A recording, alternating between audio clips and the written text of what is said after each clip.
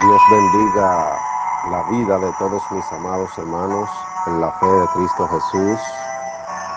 En este hermoso día estamos más que agradecidos porque el Señor nos permite poder bendecirle y poder reconocer la hermosura de su majestad y santidad. En especial quiero declarar las bendiciones del Dios Todopoderoso sobre la vida de cada uno de los jóvenes de la iglesia IPAC, Comunidad IPAC.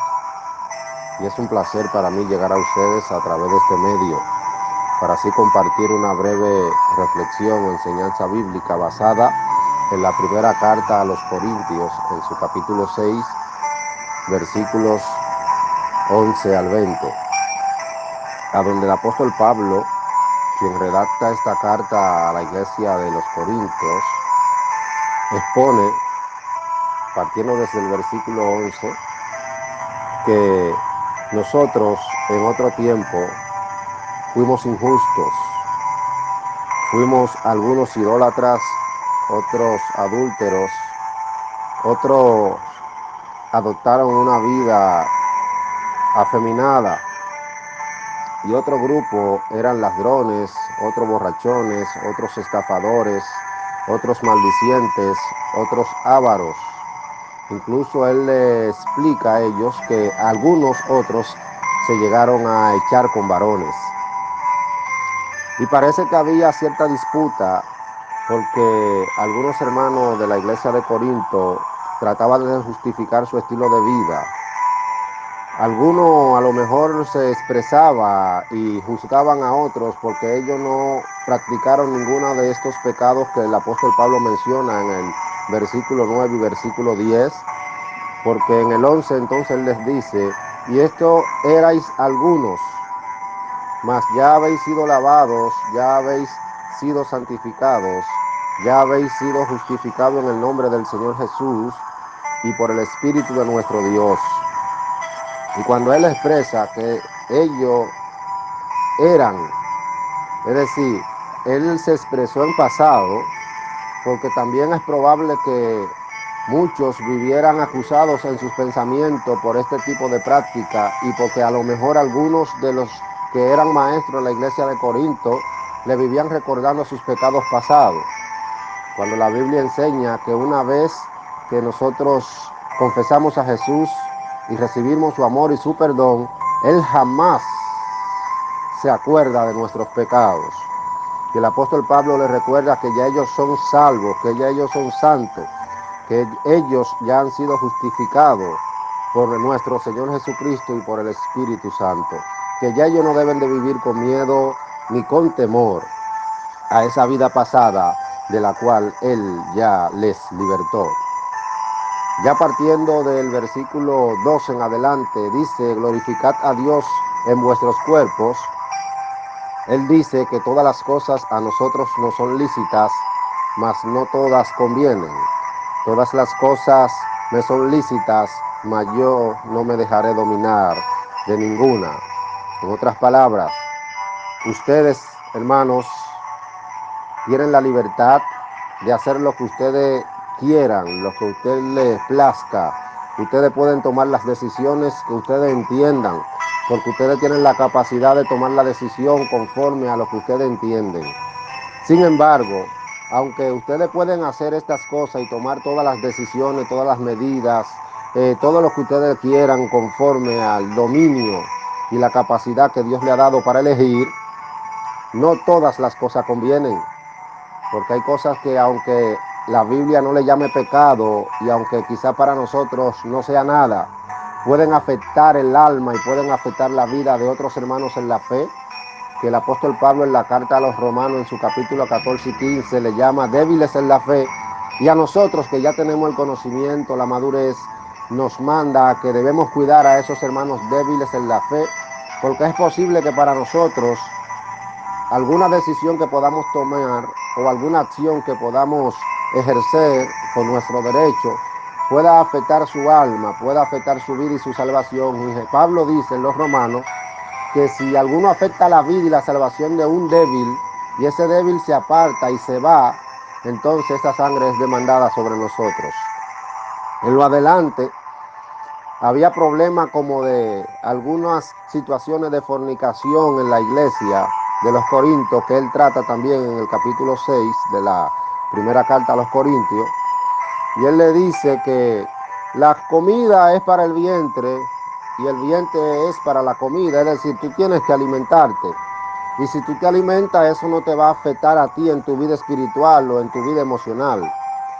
Pero haciendo la salvedad de que tú no te vas a comer una comida con el conocimiento de que es dedicada a los demonios o sacrificada a los demonios, o una comida que tú estés en tu pleno juicio cabal y esté envenenada, porque entonces ya no sería para la satisfacción y el provecho de tu cuerpo físico.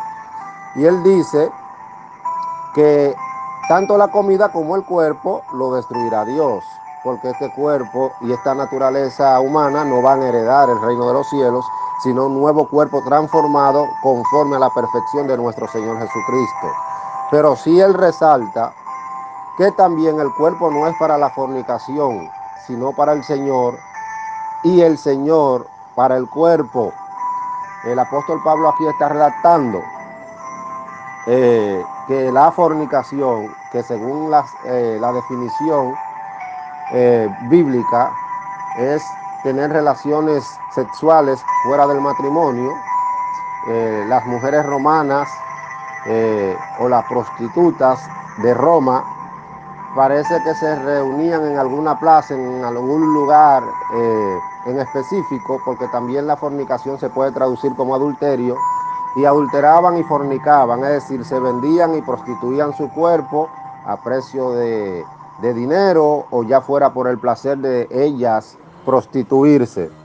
Y el apóstol Pablo está enfrentando esta situación con la iglesia de Corinto, porque parece que habían algunos hermanos que estaban en esta práctica, y él le está reprendiendo, le está amonestando y corrigiendo, y le está diciendo que no es para la fornicación.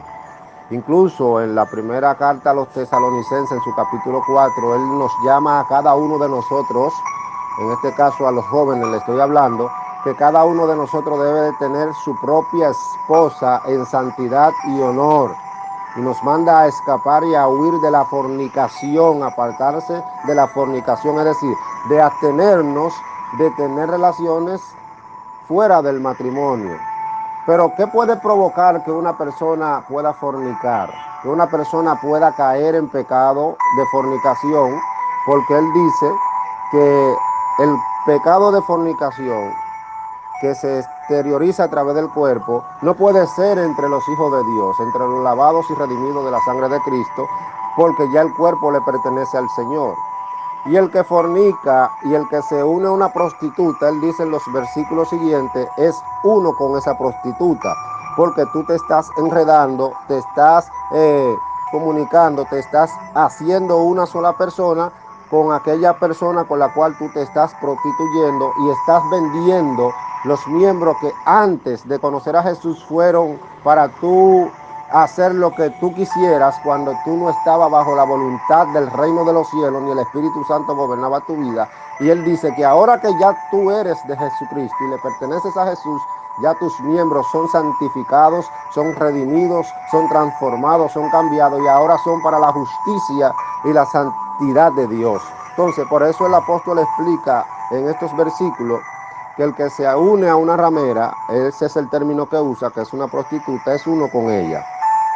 Así, ¿cómo tú vas a quitar y a dejar los miembros de Cristo para unirte a una ramera? De ningún modo, él dice. Porque o no sabéis que el que se une a una prostituta es un cuerpo con ella, porque dice los dos serán una sola carne. Pero escucha ahora, el que se une al Señor, un espíritu es con él. Huid de la fornicación. Cualquier otro pecado que el hombre cometa está fuera del cuerpo, mas el que fornica contra su propio cuerpo peca. ¿Por qué? Porque tú estás haciéndote uno solo. Es decir, te estás prostituyendo también, y estás prostituyendo los miembros que ahora son para la gloria de Dios, para él usar ese cuerpo, para él mostrar su imagen y su semejanza, su vida, su santidad, para que la gente cuando te vea, te observe, vea tus acciones, tus gestos, tus actitudes, tus palabras, puedan reconocer que Jesús vive en tu vida, como dice el apóstol Pablo en una de sus cartas: ahora no vivo yo, mas vive Cristo en mí. Por eso él está diciendo que huyamos de la fornicación, porque cuando tú fornicas, tú estás corrompiendo tu cuerpo, tú estás corrompiendo tu alma, tú estás corrompiendo tu espíritu, tú estás apartándote del Señor. Y lo que ya él limpió, lavó, purificó y santificó, lo estás volviendo a corromper. En el versículo 19 él dice: ¿o ignoráis, hermanos, que vuestro cuerpo es el templo del Espíritu Santo, el cual está en vosotros, el cual tenéis de Dios, y que no es vuestro? Es decir, una vez que nosotros recibimos a Jesús en nuestras vidas, le confesamos, creemos en Él, ya no nos pertenecemos a nosotros mismos. Como dice en Gálatas en su capítulo 5, versículo 16, que hay una lucha ardiente entre la carne y el espíritu, y estos dos se oponen para que tú y yo no hagamos lo que queremos.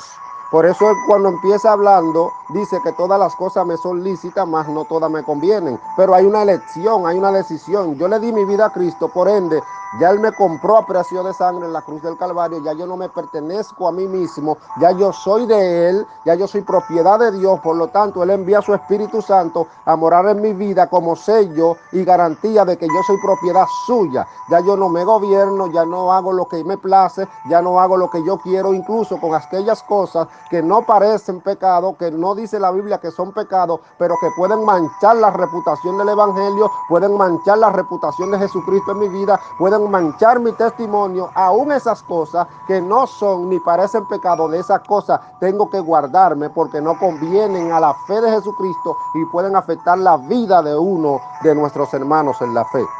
Entonces él dice que ya el templo de Dios que somos nosotros no nos pertenece, porque fuimos comprados a precio de sangre. Glorifiquemos a Dios en vuestros cuerpos y en vuestro espíritu, los cuales son de Dios. Esto enseña el apóstol Pablo en estos versículos de la primera carta a los Corintios, en su capítulo 6, del 11 al 20. Que glorifiquemos a Dios en vuestros cuerpos. Que en un pasado vivimos en pecados mencionados desde el versículo 9 al 10. Sí, ya no debes de vivir acusado por el enemigo en tu mente. Sí, ya fuiste libertado con la sangre de Cristo.